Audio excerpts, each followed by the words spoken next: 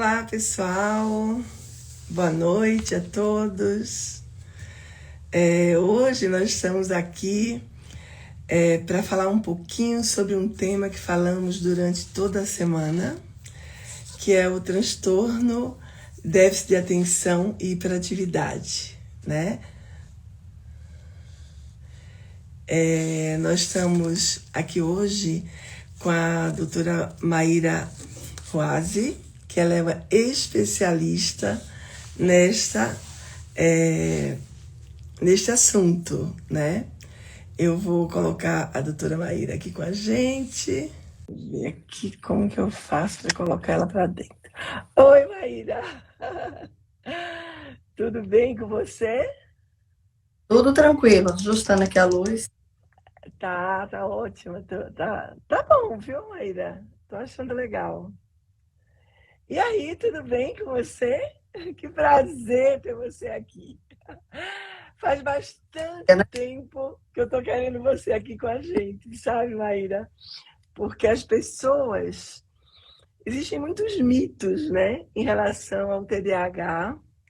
Existe muita coisa que é real, né? Então, como você trabalha bastante com essa área, eu disse, eu preciso trazer a Maíra aqui conosco para ela nos ajudar, né, a entender um pouco todo esse transtorno, dar algumas dicas de trabalho, que aqui a gente vai ter vários colegas, né, profissionais, Uhum. não só do MDR, viu, Maíra?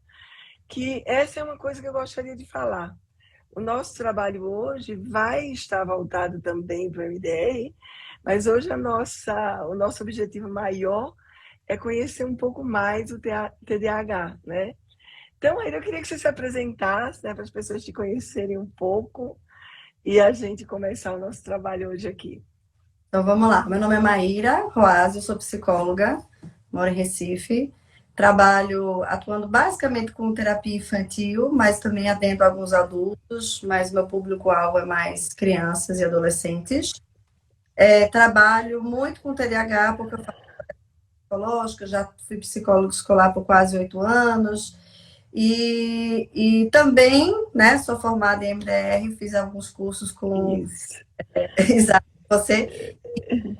Comecei a usar um pouco do MDR junto com o TDAH e vi que tem alguns benefícios, e a gente vai falar isso no final, Oh, né? Mas, isso. então, eu tenho TDAH, né? Eu esqueci. Eu também. Eu Eu também. queria que você tivesse. Já imaginou, né? Eu já imaginava. Muita agitação, não para quieta, sempre com mil projetos, né? Então, eu tenho Isso. TDAH, eu tenho um filho com TDAH, entendeu? Então, assim, eu conheço um pouco de como paciente, como terapeuta, Uhum. TDAH. Mas, assim, o que é o TDAH? Eu acho que o TDAH ele é um dos transtornos psiquiátricos mais estudados. E não é à toa, porque o TDAH ele é extremamente comum. Quem estiver assistindo essa live, com certeza conhece pelo menos 5 pessoas do seu convívio aí que tem TDAH. Sem Né? dúvida. Por exemplo, você, nós duas aqui já nos identificamos aqui. Rapidinho, né, Maíra? E apesar das pessoas acharem assim que TDAH é besteira, é só um problema de atenção, um problema só de foco, não, ele tem um efeito devastador na vida da pessoa. Quando a pessoa não sabe o que tem TDAH, isso gera uma baixa, gera insegurança, uma série de problemas para a vida inteira. Uhum. Quem Sim. é e consegue esse diagnóstico na vida adulta é um divisor de águas. Você finalmente faz sentido com a vida, né?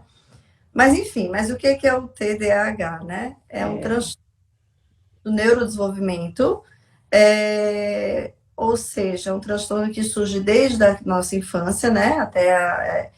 Podendo perpetuar até a vida adulta, em maior ou menor grau, que afeta a capacidade da pessoa se concentrar, né? De acordo com o DSM, se concentrar, regular o corpo, regular a fala, né? Porque são impulsivas, e tem muita, Uhum. em alguns casos, tem muita agitação física e mental, né? Então, Uhum.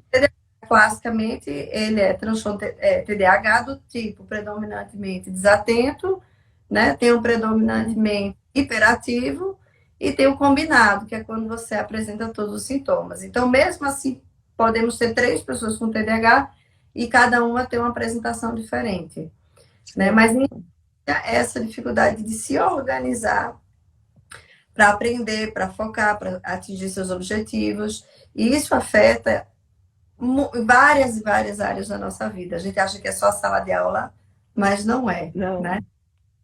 Quando a gente começa a estudar, quando eu comecei a entender um pouquinho mais, eu comecei a entender que um monte de probleminha que eu tinha, um monte de defeito de fábrica que eu tinha na minha vida era por causa do TDAH, né? Uhum. E aí o quebra-cabeça foi se montando, sabe? Até eu, ok, já sei porque eu sou mais forte, já sei porque eu me queimo tanto na cozinha, eu já sei de uma série de coisas, né, da minha vida e que justificam aí porque que eu tinha dificuldade com algumas coisas. Mas, assim, apesar de ter essa descrição do DSM, tem uma nova visão, né, que você me falou. Exato, que na Vai realidade... ser muito importante essa atualização para a gente, sabe, Maíra? Pois é, então tem um grupo de psiquiatras que defende que o TDAH não é um problema de atenção e um problema de foco, é um problema de autorregulação. Então, é uma disfunção executiva, né, a parte frontal do cérebro, que tem dificuldade de regular. Regular significa regular a atenção, regular foco, regular as emoções, regular a agitação física, regular a fala. Então, todo mundo pode ser um pouco desatento, todo mundo pode, às vezes, estar mais agitado, mas a pessoa com TDAH, ela vai ter isso em excesso, e isso vai gerar um prejuízo dela. Sabe-se que nessas pessoas existe uma atividade atípica dos neurotransmissores que justificam, e que também alguns estudos de imagem mostram que as crianças de TDAH têm essa parte frontal um pouquinho menor. Quer dizer, o desenvolvimento da parte frontal do cérebro é um pouquinho mais atrasado. Ele vai atingir o tamanho normal, maturar, mas ele vai estar sempre um pezinho para trás. Por isso, crianças maturas, porque elas estão sempre atrás um pouco. Então, então, enfim. Então, olhando para o TDAH como um transtorno de autorregulação, é uma criança que não consegue conter o corpo na hora que ela vai ficar parada, é uma criança que não consegue, quando ele quer perguntar alguma coisa, ele vai, interrompe, ele sabe que não quer interromper, mas ele interrompe. É o adulto que interrompe a sua fala para falar o que estava na cabeça dele. Um traço central, porque, veja, nós psicólogos, eu sei que vai ter muitos psicólogos aqui, trabalhamos com desregulação emocional, né? A maioria dos nossos pacientes é emocional. Em essência, o TDAH, eu diria assim que 99% das pessoas que eu conheço com TDAH tem algum tipo de dificuldade na regulação emocional. São ou mais ansiosas, ou mais emotivas, ou são mais explosivas, ou são mais tem mais chance de desenvolver medos, fobias. Então, a criança com TDAH, quando eu descobri que TDAH, uma criança dispersa, eu pergunto logo, como é que é o emocional dessa criança? Ele chora com facilidade, ou ele fica com raiva com facilidade? A resposta quase unanimamente é essa. Doutor, ele chora muito, ele é muito sensível, qualquer coisa ele... Né? Não é assim? Não sei como é que você vê no seu escritório, no seu consultório com as crianças. A mesma coisa. Isso é muito interessante. Agora, eu ouço no meu consultório uma fala dos pais muito interessante. Né? Eu tenho uma criança que, a semana passada, a mãe me disse, olha, Ana Lúcia, esse diagnóstico já foi fechado pelo médico, você também está nessa linha, mas o meu filho é capaz de ficar 2 horas assistindo um vídeo que ele gosta. Aí eu acho, né, Maíra, que tem uma explicação cerebral nisso tudo, né? Que o subcórtex, ele faz um movimento de coordenar as atividades cerebrais, isso é muito importante, né? E os transmissores que transmitem todas as receptividades para outras áreas do cérebro, né, estão bem ali dentro do córtex, né? E o centro das emoções e da gratificação também estão ali. Então, essa é uma das coisas que pode explicar por que um TDAH consegue ficar 2 horas assistindo um filme. Uma criança de 7 anos, como é o caso do meu paciente, né? Conversando com o neurologista, ele disse, olha, Ana, tem tudo a ver. E essa é uma das coisas que fazem os pais. Tem uma pessoa aqui no nosso encontro que disse assim, na minha cidade ninguém acredita que isso existe. Né? Os médicos falam isso, né, Maíra? Que às vezes não se coloca esse transtorno como sendo uma coisa mais evidente, porque não se sabe como é o funcionamento, né? Exato. Então, por exemplo, isso que você falou. Então, quem tem TDAH tem uma baixa de dopamina, né? Que é o que dá para. Exatamente. Então, coisas que não me dão prazer, como arrumar meu armário, pagar uma conta, eu vou deixando para depois, para depois, para depois, para pequena. O que acontece com... Então, como é que faz uma pessoa com TDAH ser bem-sucedida? Ela tem que fazer alguma coisa que ela gosta. Se é algo que ela gosta, o cérebro naturalmente vai recompensá-lo. Então, se eu gosto de ajudar as pessoas, eu vou ser muito uma excelente psicóloga, porque só o sorriso do meu paciente já me deu essa aula. Hoje eu ganhei um presente de um paciente que ele fez para mim, eu fiquei super feliz. Entendeu? Foi uma coisa que ele fez um terrário para mim, ele mesmo foi lá. Bárbaro. E aí, mas eu fiquei super feliz. Então, é a minha dopamina ali do meu trabalho, é o sorriso. Eu gosto muito de trabalhar com criança. Mas aí, quando a gente vê uma criança com videogame, o que acontece? Quando eu estou jogando videogame, eu estou lá jogando, eu ganho estrelinha, eu ganho ponto, eu mudo de estágio, vai dando um up de dopamina. Tudo isso, exatamente. Por isso que a criança fica extremamente focada no jogo. Se eu estou vendo um filme com história que me cativa, que eu estou interessado, o que vai acontecer, agora está na moda o Stranger Things, né, que saiu agora, e aí eu fui assistir, eu assisti sem parar, eu queria saber o que ia acontecer no próximo capítulo, qual é o próximo capítulo, por quê? Exatamente, a dopamina estava ali pelo filme. Então, sim, crianças com TDAH ficar sentadas desde que elas estejam fazendo algo que lhe dê prazer. Uma criança sem TDAH, ela vai fazer o que lhe dá prazer e ela também vai fazer o que não lhe dá prazer por obrigação. Ela vai achar chato, ela vai ter uma motivação para fazer aquilo. A pessoa ela tem uma falha nessa coisa da motivação. Por exemplo, na prática clínica, quando eu digo, olha, se eu for TDAH, você vai ter que fazer combinados e dar prêmios, e dar pontos, e dar estrelinhas, senão ele não vai funcionar. Não sei se já. E aí, mas doutor, eu quero que ele faça por conta própria, porque não funciona assim com criança com TDAH. Combinados, estrelinhas, prêmios, acordos, porque na baixa dopamina, a estrelinha, o ponto, o combinado vai fazer com que ela se organize e não gere um problema ali na casa, né? Perfeito. Agora me diz uma coisa, como é o TDAH na infância, na adolescência e na vida adulta? Né? Porque eu tenho em casa uma situação bem interessante. Né? A minha filha mais nova, ela não foi tratada na infância, porque isso não aparecia de uma maneira tão clara para a gente. Ela sempre foi muito desastrada, mas não fazia tudo numa performance muito boa. E agora, na vida adulta, ela chega e diz, olha, eu não consigo me concentrar, eu não consigo trabalhar direito. E quando ela faz uma avaliação neuropsicológica, aparece muito claro o TDAH ali funcionando no cérebro dela, né? Então, assim, isso pode acontecer, porque muitas vezes o TDAH pode ter, como foi o caso da minha filha na infância, né? Apesar de que ela era desastrada que nem a mãe, mas a performance dela era muito boa. Então, ela não sentia, né, a diferença dos outros amigos, nada. E na vida adulta, ela começou a sentir melhor, né? Maior, de uma maneira mais forte, né? Como é que você vê isso, Maíra? É o seguinte, a gente tem a impressão que a pessoa com TDAH ela vai ter dificuldade de aprendizagem. E não necessariamente. pessoas com TDAH que vão ter dificuldades de aprendizagem por comorbidades e por ter um TDAH mais forte.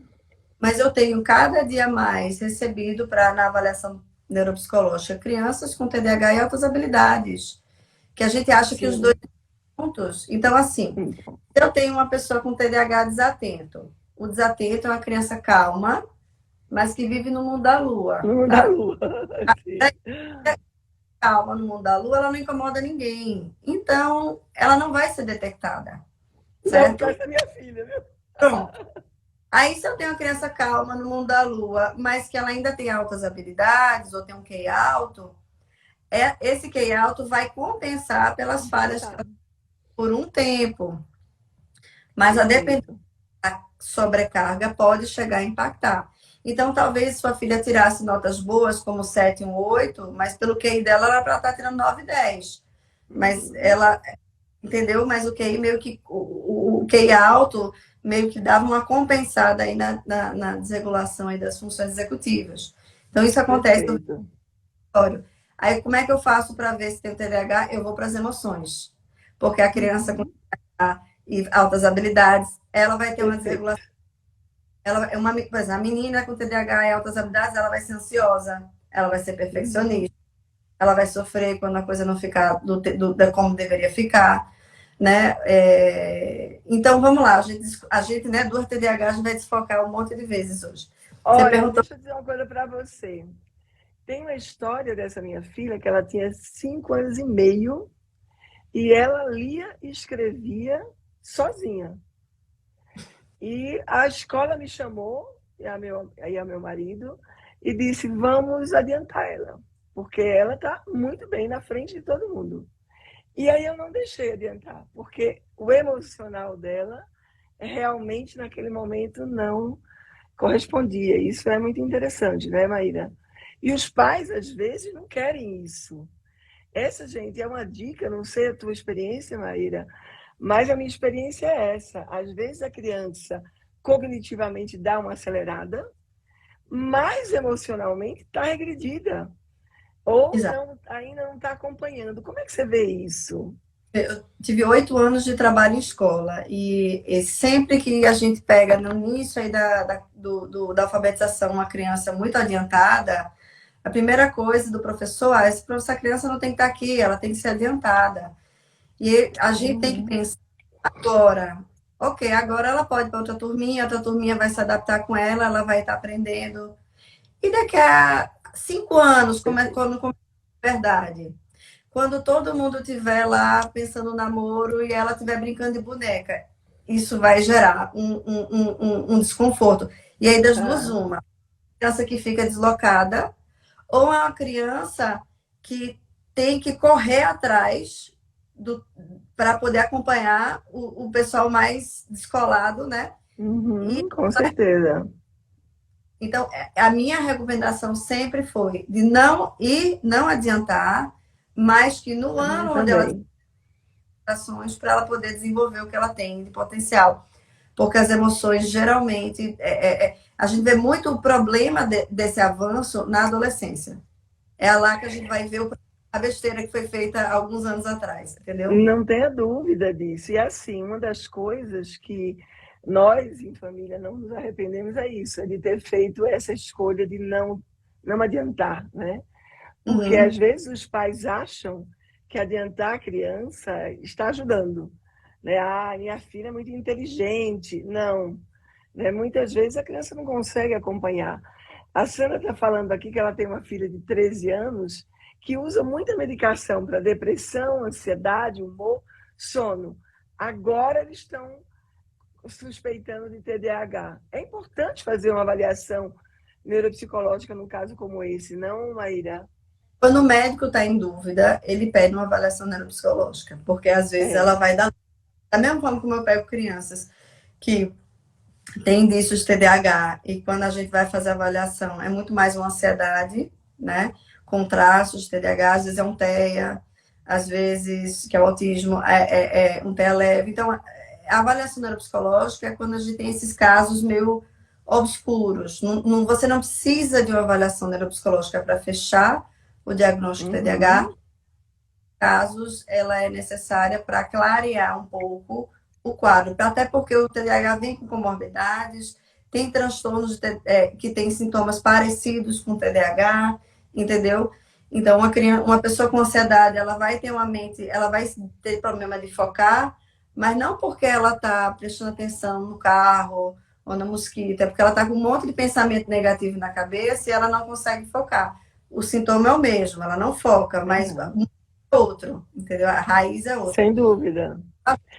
E a gente vê, na vida adulta, como é que você vê isso, Maíra? Porque na vida adulta, por exemplo, eu tenho TDAH, eu não tenho dúvida disso, nunca fiz nenhuma avaliação neuropsicológica, né? Mas eu faço uma regulação bem comportamental, entendeu? Eu tenho toda a minha agenda, eu coloco tudo aquilo que a gente ensina, eu faço. As pessoas não sabem disso, eu estou aqui abrindo isso porque eu acho importante. É uma coisa bem comportamental. Para eu conseguir fazer tudo que eu faço, eu preciso ter essa regulação. Mas as pessoas, de uma maneira geral, não sabem disso, né? Modificações ambientais, né? O behavior modification é modificações comportamentais que é feito mudando o ambiente externo. É assim que a gente funciona, né? Então, vamos lá. Pulou. Criança com TDAH, ela pode ser desatenta, agitada, impulsiva, interromper as pessoas, ser desastrada, ser seletiva para comer, se desregular emocionalmente com facilidade, não para quieta, insiste muito, às vezes tem dificuldade em manter as amizades, ela faz as amizades, mas depois é explosiva porque não sabe perder. Estou simplificando muito aqui. É bagunceira. Lógico. A bolsa dela é uma bagunça, ela não se enxuga quando sai do banho, ela não penteia o cabelo, a toalha está no chão do quarto. Você vai fazendo aquilo. Ela é desorganizada, ela é esquecida. Essa é a criança com TDAH, né? E aí, simples, mas se alguém quiser mais detalhes, a gente fala. Você fez um post hoje, para quem chegou aqui, tem um post de Ana lá falando todos os detalhes, os sintomas, né? Eu acho que eu vi que você fez um post, não foi? Dos diferentes TDAH, então a pessoa pode ir lá depois dar uma checada. Não, e depois eu vou deixar aqui, Maíra, porque eu não te seguia, olha só, eu estou atrás de você um tempão, mas não te seguia. Aliás, eu tenho uma colega que diz que você é totalmente estrambelhada em relação à rede social, né? Porque eu não sigo as pessoas, gente, aqui eu vou começar a seguir, né? E eu vou deixar o teu Instagram aqui, porque você posta muita coisa legal de TDAH. Então, a gente, quando terminar, eu coloco para as pessoas, e amanhã eu coloco lá também, para que as pessoas te sigam, porque é muito legal essas dicas que você dá, coisas da vida real, né? Que a gente está dentro dela, né? Me diz uma coisa, as comorbidades associadas ao TDAH, né? Eu vejo muito quando tem trauma, aí eu vejo que as pessoas desenvolvem fobias e tal. Quando a pessoa tem o TDAH, você observa muitas comorbidades associadas ou não? Então, vamos lá. Deixa eu só terminar de responder o outro, eu chego nas comorbidades. Então, só Tá o bom. adulto, eu estou vendo um monte de adulto aqui entrando, né? O adulto, eu preciso da minha agenda, do meu checklist. Então, o adulto com TDAH, ele vai falhar, ele vai ser desorganizado, se ele não se organizar, né? Ele vai ter uma casa bagunçada, um armário bagunçado, ele vai pagar as contas todas com atraso, ele vai ter muita dificuldade de gerenciar dinheiro, gastos em excesso, cartão de crédito estourado, tem muitos problemas de relacionamento, porque pela desregulação emocional, né? Então ele pode ser mais distante, mas porque tem muito problema de casar no caso dos casamentos, né? Às vezes pela falta de atenção, você não me ama, você não me dá atenção, e não é o TDAH, entendeu? Você fez isso de propósito. Ali funcionando, né? Você esqueceu a conta de novo de propósito, você não me valoriza, enfim, você não leva. Então, ele pode afetar várias áreas. E no trabalho também. Então, dependendo do seu trabalho, da sua função laboral, o TDAH pode ter um impacto. Então, por exemplo, eu vou falar por mim, eu sou psicóloga, é uma criança por vez, então eu só preciso focar em um paciente por vez. Então, o TDAH não me atrapalha na minha profissão. Mas. Olha aqui o que o Monteiro está dizendo, sou eu aí, ele está falando dela. Mas se eu fosse trabalhar, por exemplo, com planilhas, que eu tivesse que estar muito atenta a detalhes, talvez eu não fosse uma profissional tão bem sucedida. Então, é muito importante encontrar uma área Eu onde você aqui, formar, né? com certeza. Aí você falou sobre as comorbidades, né? Que você perguntou. Isso. O cérebro de uma criança com TDAH, ele já é um cérebro mais frágil, mais suscetível a desenvolver comorbidades, certo? Então, eu gosto de separar em dois tipos de nichos. As Tá. comorbidades de ordem emocional. Então, raramente o TDAH vem só. Geralmente ele vem o combo, ele mais alguma coisa. E o combo ele vai ficar mais claro à medida que adentra a adolescência. Mas os combos, vamos dizer, emocionais. Ansiedade é o que eu mais vejo. Eu vejo, às vezes, depressão. Eu vejo problemas. Dentro da ansiedade, a gente vai ter o síndrome do pânico, a gente vai ter toque, a gente vai ter bipolaridade também, que não está claro, porque às vezes disse que bipolaridade é uma comorbidade, às vezes dizem que não, que era uma bipolaridade que parecia um TDAH. Então, isso ainda tem uma conversa aí na literatura sobre isso. Controvérsias, né? Controvérsia. Controvérsias. Mas o que eu mais vejo em consultório é ansiedade. Ansiedade, depressão e toque, Ansiedade. Também. desafiador, que na realidade dizem que é um produto do TDAH. A criança com TDAH é uma criança difícil de regular. Quando ela está num ambiente onde as pessoas não conseguem lidar com ela, ela vai aprendendo estratégias negativas para conseguir as coisas, e esses comportamentos vão ser reforçados de maneira negativa, e ela vai criando um padrão comportamental caracterizado como um TOD, né? Tá. Fora isso, a gente tem as comorbidades de aprendizagem. Essa, geralmente, a criança nasce. Ela nasce com TDAH e um transtorno para aprendizagem. Só que o transtorno de aprendizagem só vai ficar claro quando ela começar a alfabetização, aprender a ler e escrever. Então, no caso do meu filho, ele tem desortografia, que é um transtorno de aprendizagem, que é específico de aprendizagem, que é dificuldade de escrever ortograficamente corretamente as palavras.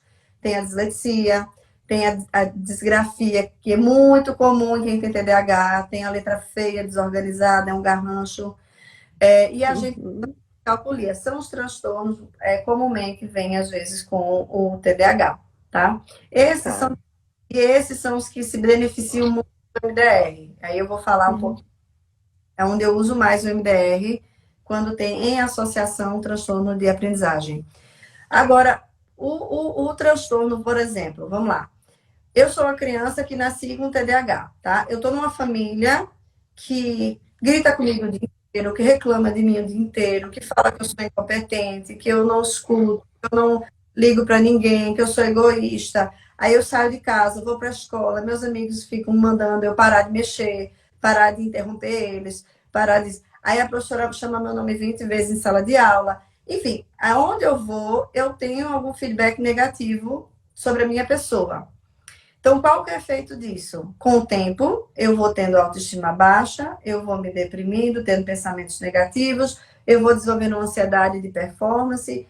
Então, é como se o TDAH ele é um terreno fértil para outros transtornos proliferarem, principalmente se Uhum. uma base genética para isso, né? Uhum. Então, eu digo que Faz um sentido enorme e tem um caráter hereditário também, né? sim, Porque isso é muito importante a gente saber, né? Tem, olha, a menina acabou de perguntar se é hereditário. Tem um então, caráter hereditário, algumas pesquisas a, trazem, a né? pacientes que eu recebo com TDAH tem alguém na família com TDAH, certo? Mas ele Uhum. pode ser causado por uso de substâncias, álcool em excesso num período da gestação que não era para ser usado, prematuridade, problemas no parto, várias outras coisas podem também desencadear a sintomatologia compatível com TDAH. Mas na maioria das vezes é hereditário. O que é um problema, porque vamos lá, eu tenho uma criança com TDAH que é uma criança difícil de gerenciar, uma criança que você tem que estar o tempo todo tendo paciência e organizando as coisas para ela não sair do prumo. Aí você bota Perfeito. uma mãe ou um pai com TDAH, o que tu acha que acontece? Uma loucura dentro de casa. Pelo? É um desmantelo. Uhum. E a gente entra em outro tema, que é, a gente talvez dê tempo de falar um pouquinho, e que eu falo muito, eu tenho um curso para pais, que eu dou para pais, né, de filhos com TDAH, por causa disso. Porque, às vezes, não adianta eu fazer as orientações para os pais, se ele não consegue se organizar. Então, eu já sei que uma mãe com TDAH não vai conseguir botar um plano comportamental para funcionar. Eu tenho que pedir, ver o pai que não tem, ou a mãe que não tem, alguém que não tem TDAH para poder botar aquela rotina, porque senão ela não vai ser feita, né? Com certeza. Então, E se os dois tiverem TDAH, então, é caos. é um caos. Agora alguém escreveu aqui, é caos em casa. É minha irmã escrevendo aí. É verdade. Ah, é tua irmã? É minha irmã. Então, olha, Camila, realmente, se pai e mãe são TDAH e o filho também, é caos. Eu já tive 2 casos no meu consultório assim, era difícil até de orientá-los, porque eles ficavam confusos nas orientações, entendeu? Porque eles próprios não conseguiam cumprir aquilo que a gente estabelecia como meta para a semana, era um caos, né? Por aí, um treinamento, com outro sem. Ou né? então Ela bota é eles uma para se terapeuta tratarem, porque daí certificada talvez com um pela tratamento Associação eles Brasileira. consigam se organizar minimamente para organizar aquela criança. Mas aí se eu pego uma criança com TDAH, mas numa família mais estruturada, entendeu? Onde ela vai desorganizar, mas ela tem as terapias, os pais têm paciência, vão criando vínculos afetivos positivos. Aquela criança talvez não desenvolva uma ansiedade lá na frente, entendeu? Ou se desenvolva, a ansiedade venha. Tá? Então, eu vejo Com certeza. que essas comorbidades podem sim ser desencadeadas, mas eu sempre vejo quando elas vêm com muita força, ou tem uma família com a genética muito forte para ansiedade, para depressão, ou seja lá o que for, ou ela tem um histórico aí de desenvolvimento com muitas inseguranças e incertezas na vida dessa criança. Eu queria falar uma coisa para você ter ideia do que aconteceu com a família que eu tratei. Os 4 eram TDAH, pai, mãe, 2 filhos, né? Tinham diagnósticos de médicos, etc. E eles tinham um problema de comunicação gravíssimo, Maíra, gravíssimo. Então, eu trabalhei na terapia sistêmica de família, né? E uma das atividades que eu dei para eles é que eles tinham que ficar 1 semana sem falar dentro de casa. E eles se comunicavam somente escrevendo. Você não tem noção o que foi isso para a família. O pai disse assim, olha, Ana Lúcia, acho que foi a coisa mais difícil que nós fizemos na nossa vida, mas foi a melhor coisa que aconteceu. Porque a gente começou a dar tempo a um ou ao outro se posicionar, entendeu? Obviamente que essa foi uma intervenção que eu fiz da terapia sistêmica, mas que eu tinha muita dúvida se ia dar certo ou não, entendeu? Funcionou, mas eu tinha dúvida, entende? Porque na hora que ele tem que escrever, ele vai ter um freio, né? Exatamente. O freio. Tem que parar e pensar para escrever. Então, eu não falo de qualquer jeito, de maneira agressiva. Esse é um trabalho de comunicação que eu faço na terapia de família, né? Quando a família se comunica muito mal, a gente faz. Mas isso que você está dizendo é bem isso. O escrever se tornou um freio para que eles pudessem ouvir o outro ou ler o que o outro estava falando, entendeu? Estava escrevendo, isso é muito interessante, né? Já que a gente começou a falar de família, né? Eu citei esse exemplo, a família, né, que convive com a pessoa TDAH, como é que você vê, né? Como é que você trabalha, né? Olha, não tem como trabalhar TDAH sem trabalhar a família. Não tem. Não, né? Sinto muito. Tem que trabalhar a família. Porque a criança, ela não tem TDAH só 50 minutos no seu consultório. Então, os pais ativo na terapia. Ô, doutor, eu quero que meu filho agora, eu quero que ele faça tudo sozinho em casa, tome banho, faça as tarefas. Se a criança tem TDAH, eu digo, não vai acontecer. Ele não vai fazer. Não vai fazer. Você está iludido, mas não vai acontecer agora isso. Pais têm que ajustar as expectativas. E a gente tem muitas mães perfeccionistas com filhos com TDAH. Elas sofrem muito. Porque elas têm um padrão familiar de que tudo tem que ser perfeito, e se tudo correr perfeito, eu sou uma boa mãe. Aí ela tem aquele filho bagunçado, aquela filha destrambelhada que não entra no script. E aí ela tem um trauma lá na vida dela, para ela ser perfeccionista, ela tem um trauma ali que ela não pode falhar, né? E esse filho tá lá esfregando na cara dela que ela tá falhando com ele, porque ele não, Com certeza. ela gera um embate. Essas mães sofrem muito. Muito. E então eu diria assim que eu criei esse curso para pais de filhos com TDAH, inicialmente pensando em ensinar técnicas, porque em consultório a gente não tem tempo hábil para ensinar tudo. Mas o que eu vi nesse curso era um grupo de famílias extremamente fragilizadas, hostilizadas, enfraquecidas, com autoestima baixo, destruídas, né? E a gente sabe na terapia infantil que quando uma mãe e um pai estão tá organizado, a criança se organiza. Então, para uma criança, de um pai e uma mãe minimamente organizado para ajudar aquela criança. Então, eu vi transformações incríveis, famílias destruídas, assim, sem vínculo algum em casa, era só gritaria. Quando essa mãe entende esse filho, acolhe, ajusta as expectativas, trabalha seus traumas ali do passado. Às vezes eu faço MDR com as mães, né? Ela Eu também. traz esse filho com outro olhar, esse filho se sente acolhido, esse filho agora não tem mais tanta gritaria em casa, e a paz começa, a paz possível, né? A reinar dentro de casa. Para mim, isso é mais importante do que qualquer outro tratamento. É a criança se sentir acolhida, amada, respeitada dentro da sua casa. Porque na rua é assim. Então, ela precisa ter um lugar seguro. E esse lugar seguro tem que ser, Isso. entendeu? Então, Perfeito. importantíssima. Não tem como tratar o TDAH sem trabalhar pai e mãe. Não tem como. Não tem mesmo, né? Não é só Aí, estudar, não e é não é só. estudar sobre TDAH. Veja, não é só aprender.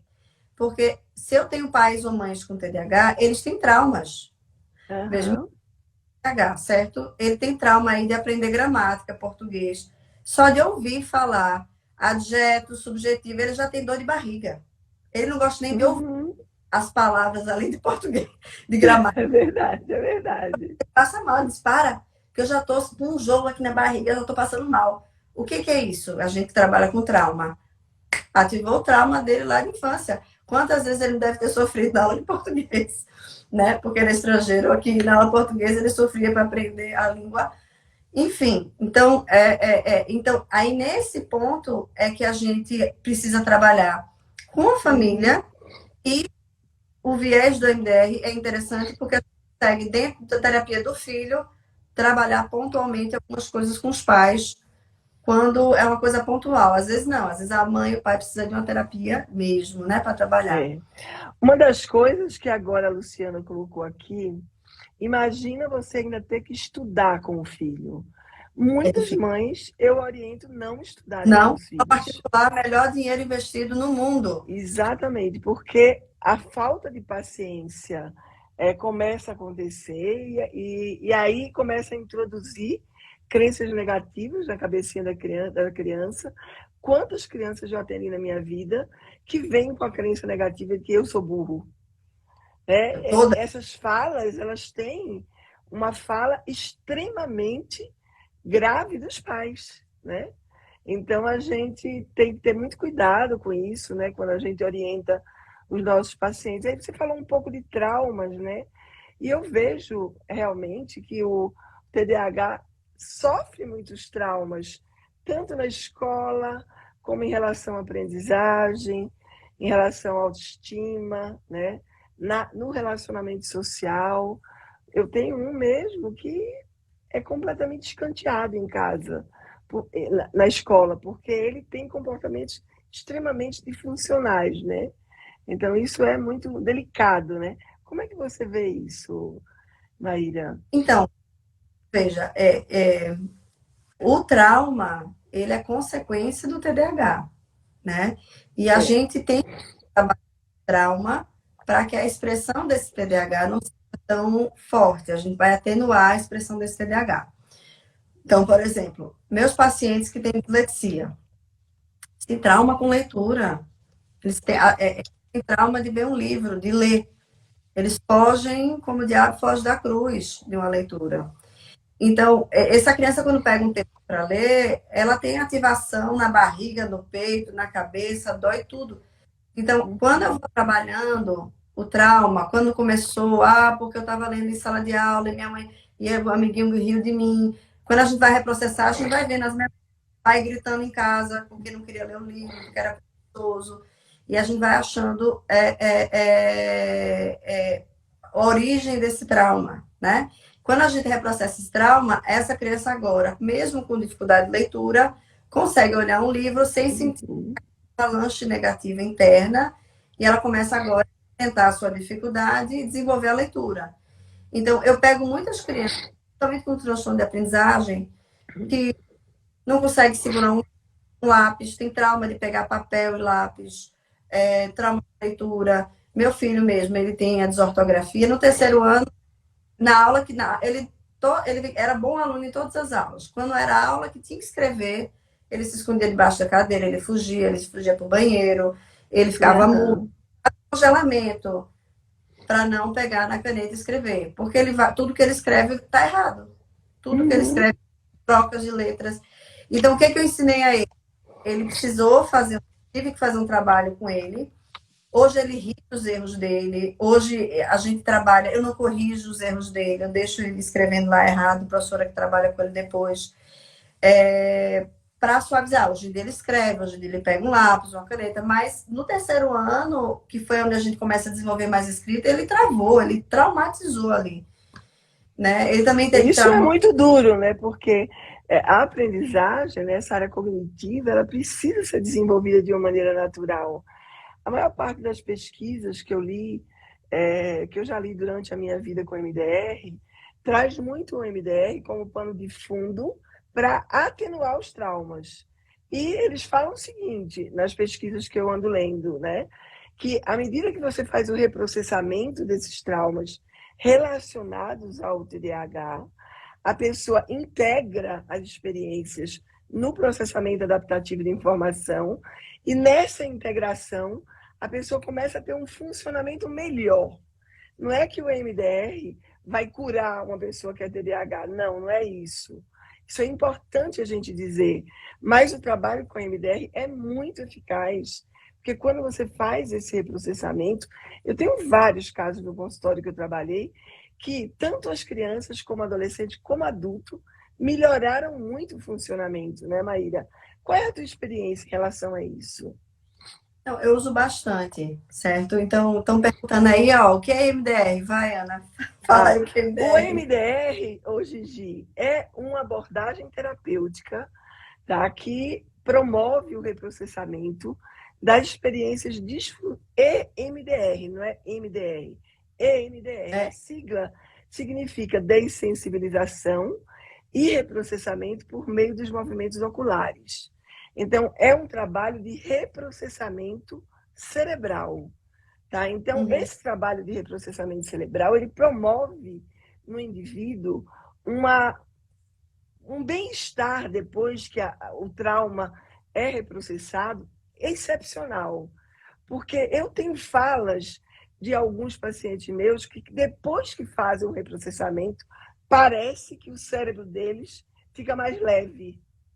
Tem falas desse jeito. Hoje eu atendi um médico que é TDAH e eu disse para capaz de ele ter entrado aí. Convidei ele para assistir e ele disse, olha, eu vou dar um depoimento para você. Depois que eu comecei a fazer MDR, eu tenho conseguido controlar o meu corpo, eu tenho conseguido controlar as minhas experiências de uma maneira diferente. E ele é médico, tá? Tem 38 anos esse rapaz. Ele disse que depois do reprocessamento do trauma, ele consegue fazer isso. Então, o MDR é uma terapia de reprocessamento cerebral que a gente consegue reprocessar os traumas. Inicialmente, ela foi desenvolvida para trabalhar com veteranos de guerra, traumas de guerra. Hoje, a gente utiliza o MDR com todos os diagnósticos e comorbidades associadas, né?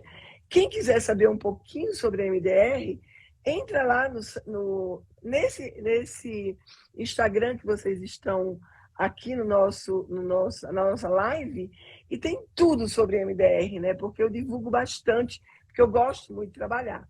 Mas agora eu vi que o Claudemir está aqui. Eu estou fazendo um curso de terapia cognitivo comportamental, Claudemir. Tá? Aí me perguntaram por que você está fazendo. Eu disse, porque eu sinto um pouco falta da comportamental. Então, eu vou juntar tudo. Terapia do esquema, que eu já fiz, comportamental e MDR. Vai dar um bom samba, né, Maíra? Porque, veja, eu tenho pacientes que se adaptam com tudo bem, otimamente com reprocessamento. Eu tenho pacientes que chegam mais travados. Aí eu tenho que usar a ludoterapia, eu tenho que usar outras coisas até Com conseguir entrar no. certeza. Então a gente tem que beber de várias fontes mesmo, porque uma só não. Cada paciente chega de um jeito diferente, né? Mas eu vou dar um exemplo do MDR para trauma. Então, eu, por exemplo, eu tinha uma mãe que era uma dinâmica de gritaria em casa, né, em relação à tarefa. E aí eu fui fazer um reprocessamento com a mãe, certo? Usando um desenho que o filho fez da terapia, dela berrando, né? E ele com medo da mãe. E aí Olha, essa mãe foi para a infância dela, foi para a memória de como era quando ela era criança, né? Da mãe gritando com ela, entrou em conexão e empatia com o filho, e a dinâmica daquela casa mudou nas tarefas de casa. Foi um reprocessamento apenas, mas nem sempre é tão simples assim. nem sempre é tão simples. No meu caso, Mas acontece, né? Isso acontece, né, Aira? Não tenha dúvida. no meu caso, faço como paciente, né? Eu faço terapia. Minha terapeuta, ela trabalha com várias abordagens de reprocessamento de trauma, incluindo o MDR. E no meu caso, eu como mãe de Lucas, eu desenvolvi, talvez a gente chama assim, um certo embotamento. Eu ficava meio anestesiada do caos, sabe? Então, podia passar um furacão, calma. Só que o meu filho precisava de uma mãe que desse limites para ele. E eu tinha vontade enorme de dar limites. Eu dava limites já pedindo desculpa, já insegura, porque na minha vida eu aprendi a encolher, né? O congelamento, né? Que a gente chama, né? É meio dissociava mesmo, isso mesmo. Eu tenho alguém que tem. Era o meu padrão, era mais dissociativo diante do caos, né? E com a terapia de trauma, que levou um tempo, porque tem todo um histórico aí na minha vida, eu mudei. Hoje em dia eu dou um limite fácil, fácil. Mas foi algo que eu tive que reprocessar uma série de traumas de infância para sair desse congelamento, sair dessa dissociação, estar presente e conseguir dar limites para ele com tranquilidade. E ele melhorou muitos comportamentos quando ele começou a receber porque ele tinha o pai que dava limite e eu que ficava mais com ele, né? Mas mudou muito aqui em casa. Mas eu estou dando dois exemplos, né? De Com MDR que eu usei certeza. com, Durante alguns anos eu fiz terapia de MDR como paciente, né? 5 Uhum. anos eu fiz. E uma das coisas que eu senti muito forte, para vocês terem ideia como eu era quando era criança, eu quebrei essa clavícula aqui 6 vezes. 6 vezes. Né? E eu tinha uma fala da minha mãe que era muito engraçada. Eu nunca vou desejar mal para você, minha filha, mas eu vou desejar que quando você crescer e tiver uma filha, seja igualzinha a você. E eu tenho, viu, um clone meu em casa, né? Então, assim, na terapia de MDR, uma das coisas que eu percebi e que eu faço até hoje, gente, isso é muito importante. Nós vamos fazer uma live daqui a umas 2 semanas sobre os recursos. Uma das coisas que eu faço até hoje para fazer a contenção de alguns comportamentos meus, Maíra, eu chamo de uma tríade, tá? Eu faço um processo respiratório de manhã cedo, eu ativo crenças positivas e eu faço a estimulação bilateral do MDR, que quem está aqui vendo chama-se abraço da borboleta. Né? Você põe as 2 mãos de frente para o peito, faz movimentos bilaterais e aí você consegue ativar os 2 hemisférios cerebrais. Então, eu faço isso todos os dias. E à noite eu faço 10 minutos de mindfulness. Isso mudou a minha vida. Então, hoje eu me acho muito mais funcional do que eu era no passado. Eu tenho um certo controle que eu não tinha no passado. Então, isso é muito bom. A gente também criar alguns rituais de autocuidado para que a gente possa modificar um pouco, né, Maíra? Como que você vê isso? Não, eu também. Eu Você faço também faz isso? ação, eu uso para tudo, né? Eu trabalhei 8 anos em Tudo. escola. Eu esperei muitas reuniões.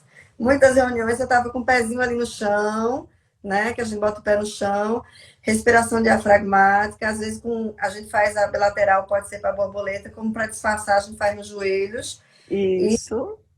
tem mais. Eu tive muitas reuniões difíceis com pais, com raiva da escola, e vinha para mim, né? Aquela raiva toda do professor. E eu tinha que ficar calma, porque o que a gente aprende, quem trabalha com trauma, é quando o meu sistema nervoso está calmo, o da pessoa da minha frente vai acalmar junto comigo. Então, meu Isso. regulava. Quando eu fico calma, ele também começa a se organizar. Numa reunião com o pai era do mesmo jeito. Quando o pai estava lá gritando e eu não é fingir que está, porque eu posso falar com voz calma, mas por dentro está ativada. Eu preciso de Aham. por dentro. Quando por dentro eu estou tranquila, é impressionante como a energia do outro vai baixando junto com a nossa. Então eu aprendi, eu tive que usar na marra, né? E aí Perfeito. eu fiz até um curso de mindfulness, acho que foi você até quem recomendou, né? O pessoal que É veio para isso. eu fiz e depois eu fiz outros cursos também e eu faço meditação. Então, para mim, é o que me ajuda. É Com certeza, muito importante. o TDAH ainda me atrapalha. Às vezes eu consigo, eu diria que numa semana eu consigo fazer 3 ou 4 meditações de 15, 20 ou 30 minutos. Mas eu sei que quando eu não faço, eu começo a me desorganizar mais, tá? Então, a meditação, Uhum. muito. Seja de Ajuda muito, né? Porque já tem pesquisas que trazem para a gente uma modificação cerebral quando você faz práticas de meditação, mindfulness, etc, né? A gente encontra já várias pesquisas que trazem isso. E assim, eu tenho ensinado aos meus pacientes crianças que têm TDAH, que são TDAH, né, que a gente fazer a meditação com eles é bem difícil. Mas eu procuro trazer a mãe e ele, a criança, e ensinar para os dois, para que eles possam replicar em casa algumas 2, 3 práticas que eu passo para eles.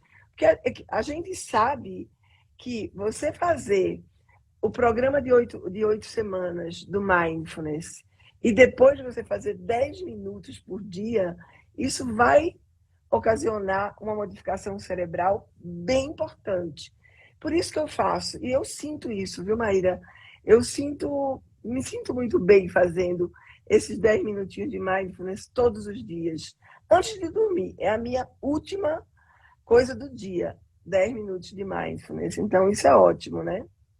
E eu sempre digo assim, vamos lá, para os adultos com TDAH aqui, que eu estou vendo um monte de adulto aqui com TDAH.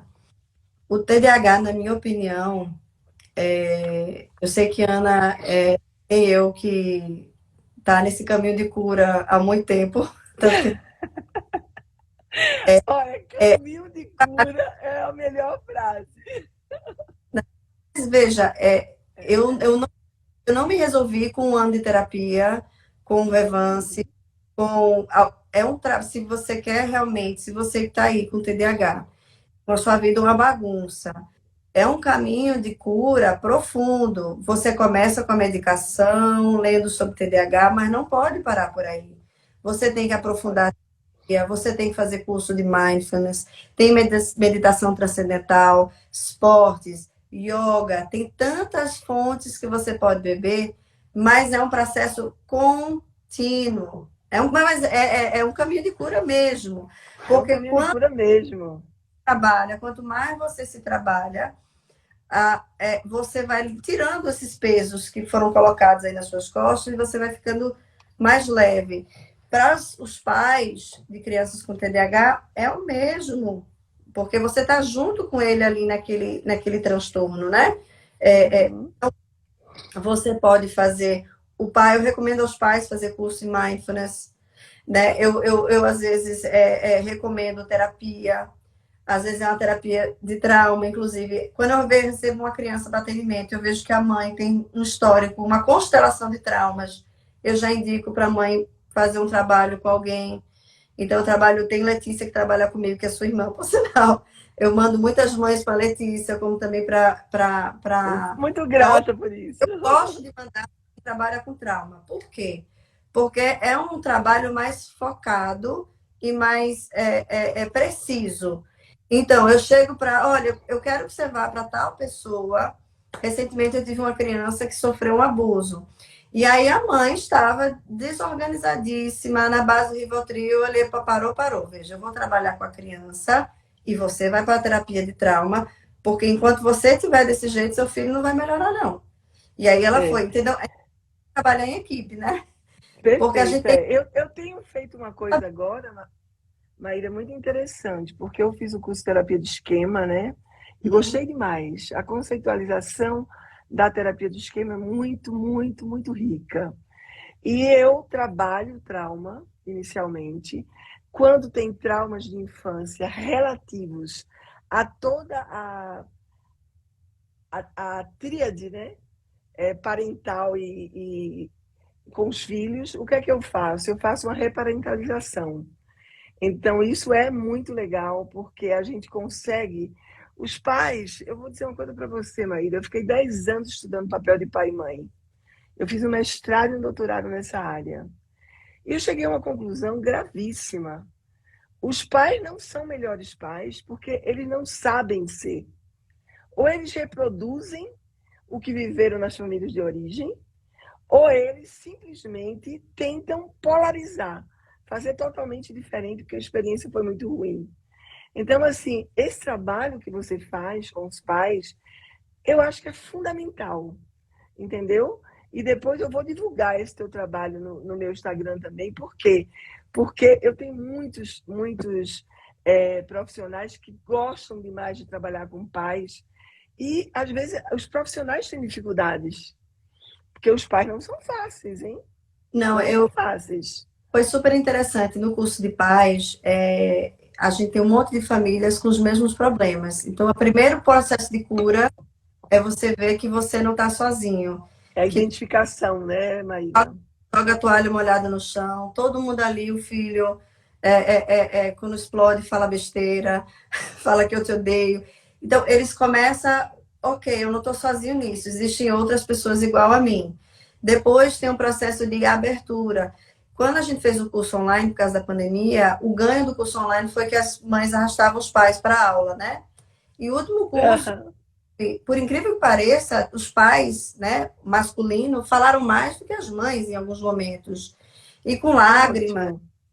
choro e reflexões sobre sua vida. E eu digo assim que o curso parental, ele é um ponto de partida dali Uhum. e além. Seja fazer um mindfulness, seja você descobrir se você tem TDAH, ir para um psiquiatra, fechar o diagnóstico, seja você entrar numa terapia de casal, porque o casal briga muito. Eu não sei o que é, mas ali é um ponto de partida para você ver o que vai ser depois, né? O que vem depois, né? Então, Exatamente. o pai e a mãe são importantes e nenhum pai e mãe erra de propósito. É isso que você quer. Nunca. Ele erra tentando fazer o melhor. Isso é uma das coisas que eu aprendi quando eu pesquisei no meu mestrado 1.500 pais. Né? Eu via pais e mães se debruçando em dificuldades, mas querendo o melhor para os filhos. Mas nem sempre eles são compreendidos. Entendeu? Então, isso é muito grave. Então, nós, como terapeutas, a gente tem que ter essa empatia com os pais. Eu já tive colegas que me disseram: não vou atender essa criança porque eu não aguento aquela mãe. Então, isso, para mim, é falta de empatia. Né? A gente precisa. Se aquela mãe eu não aguento ela, eu me trabalho para eu poder aguentá-la. Entendeu? Eu faço muito isso na minha prática clínica. Eu tenho algumas mães, trabalho numa clínica pediátrica há mais de 20 anos. Então, lá a gente tem muitas mães difíceis. Que os médicos me perguntam, como é que você aguenta essas mães, né? Mas, gente, eu digo que toda mãe é enlouquecida. Mas a loucura delas, sabe qual é? Querer o melhor para os filhos. Então, as mães enlouquecem assim. Então, cabe a gente dar uma medida para essa loucura, entendeu? Porque não é uma loucura que não é saudável, né? Porque eu não conheço uma mãe que quer o mal do filho. Eu não conheço, né? Então, isso é muito importante o que você falou, sabe? Então, olha que estão dizendo que eu não Não ter durmo não fazendo mindfulness. Olha só. Vocês parem de fazer bullying comigo, hein, Maíra? Olha lá, fazendo bullying comigo aqui. As minhas... E são minhas supervisionandas, viu, Maíra? eu tô brincando. Mas realmente, quem tem TDAH não tem noção de tempo, isso é verdade. Não Isso é um tem noção de passo. tempo, não tem mesmo. Aqui tem uma pessoa perguntando como pode introduzir na filha 5 minutos de mindfulness. Você fazendo com ela. Você pega no YouTube uma prática de mindfulness, senta com ela, deita com ela e faz. Que você consegue fazer, não tenho dúvida disso, tá? O Nós somos mindfulness de. Eu sou de São Paulo, tem uma pessoa perguntando de onde nós somos. Eu sou de São Paulo e a Maíra é de Recife, é minha conterrânea, tá? Eu conheci a Maíra dando curso lá em Recife, né? E a Maíra é uma pessoa que desde lá, naquela época, eu tenho uma grande admiração por ela, né? O diagnóstico é feito com psiquiatra infantil ou com neurologista? Aqui em São Paulo, os dois fazem, tá? Esse diagnóstico. Como funciona aí, Maíra? Do mesmo jeito? mesma coisa. Eu já digo para criança pequena, o neurologista eu acho legal. Melhor. Quando começa a adolescência, eu prefiro o psiquiatra porque vem as comorbidades associadas às emoções, como ansiedade, depressão, toque, tiques, enfim. E aí eu acho que o psiquiatra tem um melhor manejo. E os próprios neurologistas, naturalmente, começou a dar 14, 15 anos, já repassam para os psiquiatras. Então, sempre Exato. Aqui a gente também faz exatamente como vocês fazem aí. As crianças menores a gente encaminha para o neurologista infantil, né? E aí as maiorzinhas, os adolescentes, a gente também encaminha para o neurologista, mas pode encaminhar para um psiquiatra dependendo da formação do médico. Eu tinha, né, ele inclusive faleceu, o Marcos Mercadante, que trabalhava bastante com TDAH. Então, fazia bastante encaminhamento para ele, né? Então, se o psiquiatra tem uma veia de trabalhar muito com esse transtorno, é legal a gente encaminhar também, né? Ó, veja, eu Muito. tenho muitas pessoas me procuram no Instagram falando sobre experiência no privado, experiências negativas que tiveram numa consulta com o psiquiatra. Então, eu geralmente, às vezes é no psiquiatra de plano, uma consulta de 30 minutos, rápida, já vi horrores. Então, eu sempre digo, se é para fechar um diagnóstico, procure um bom profissional, faça um esforço para ir para um médico que, como você falou, todo mundo hoje está no Instagram, pesquise o profissional, alguém que trabalhe um pouco nessa área, sabe, que tenha conhecimento, vale a pena, porque eu já vi pessoas que já estão tão sofridas, vão para uma consulta e saem piores do que chegaram. Piores ainda, com certeza. Eu já tive essa experiência também, Maíra, e isso que você está orientando é muito bom para que as pessoas saibam também para onde vão, né? Hoje a gente tem como conhecer o currículo de um médico, de um psicólogo, em cima do que ele faz, né? Não tenha dúvida disso. Exatamente. E aí, eu até ia perguntar, tem pessoal perguntando de onde a gente é. Tem algum lugar, algum banco de dados, onde quem não é nem de Recife, nem de São Paulo, tem acesso a terapeutas? O... A gente está fazendo, né, equilibramento de corpo, mas não está pronto, né? Tá. Mas é muito importante. Como a gente tem os Instagrams, né? Eu tenho 4 Instagrams, né? Eu tenho Equilíbrio Mente e Corpo, o MDR Pais e Filhos, o Ana Lu Castelo e tem o MDR Esportes, né? Então, a gente tem Instagram para conhecer um monte de gente, né? Então, é muito importante. Eu vou colocar aqui o Instagram da Maíra, né? Que é TDAH 360, tá? É o Instagram da Maíra, só para vocês terem. E vou colocar também, porque a live vai sim ficar gravada. Eu, quando acabar aqui, eu deixo ela gravada e ponho de novo lá embaixo, tá? Mas eu vou começar com a Maíra, talvez a gente fazer um nicho diferente de orientação para pais numa live no Instagram dela. Vamos ver se a gente faz isso, porque eu também tenho muita experiência com pais, porque eu fiz um mestrado e um doutorado nessa área, então é muito legal a gente trocar, né? Vamos marcar. Então, Meu Instagram é cheio de paz. O que mais? então vamos marcar lá no teu Instagram uma live para falar sobre o trabalho de TDAH com pais. A gente faz algumas pesquisas, a gente troca a nossa experiência, que não é pequena, né, Maíra? Nossa experiência clínica é muito grande, né? Então, isso é muito bom. Mas, pessoal, o que é bom também acaba. Já estão aqui me dando a dica que vai encerrar a live. Maíra, eu assim vou deixar um tempinho para você se despedir e depois eu te agradeço. Vamos lá. Obrigada a todos que estão aqui. Várias pessoas da minha família entraram hoje, eu nem tinha dito. Que linda! Agradeço que participaram. Eu digo que é minha missão espalhar sementes sobre TDAH, porque eu sei que quando a gente sabe o que tem, entende como funciona, a gente sai de um lugar de dor para um lugar de cura, né? Que estavam brincando aí. A vida começa a caminhar. E a gente está aqui nesse mundo exatamente para evoluirmos, né? Tornarmos seres mais conectados, empáticos e contribuir para a sociedade. Então, nossa Olha, missão. vou dar um recado para você. O Dudu tá mandando um beijo para você. Deve ser filho da Luciana. Parte do grupo do curso de paz. Exatamente. Beijo para vocês. Obrigada a todos. Obrigada, Ana, também pelo convite, né? A gente já estava há um mês conversando para marcar Não essa tenha live. dúvida, Maíra. Olha, eu queria agradecer muito a você, a tua presença aqui hoje. Tá combinado essa live lá no seu Instagram, tá? A gente vai divulgar, vai ser muito bom. Tá? Eu queria agradecer também a todos os meus supervisionantes que estão aqui, né? As minhas parceiras de consultório que também estão aqui, né? E assim, gente, a gente é uma equipe do bem, né? Vamos ajudar nossas crianças, vamos ajudar nossos pais, para que a gente possa vê-los felizes, né? Então, Maíra, um beijo grande para você, tá? Obrigada.